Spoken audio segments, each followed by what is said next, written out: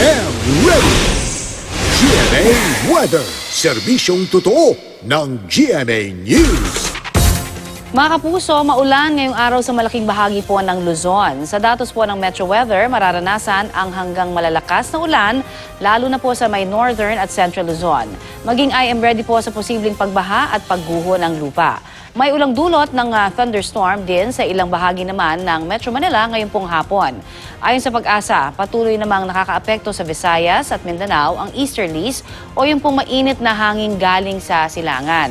Kaya asahan po ang hanggang katamtamang ulan sa Panay Island, Bohol at mga probinsya ng Negros at Samar. Uulanin din ang Zamboanga Peninsula, Northern Mindanao, Bangsamoro, Sultan Kudarat, South Cotabato, Sarangani, Surigao del Sur at ilang bahagi ng Davao Region ngayong pong araw. Sa kabila po naman ng pag-ulan, mananatiling maalinsangan ang panahon. Sa Dagupan at Cotabato, posibleng pumalo po sa 41 degrees Celsius ang init factor ngayong pong araw. 40 degrees Celsius naman sa Cabanatuan, 39 degrees Celsius sa Tuguegarao, Catbalogan at Zamboanga. Yan naman po ang latest mula sa GMA Weather. Magplano para sigurado. I am ready, serbisyong totoo ng GMA News.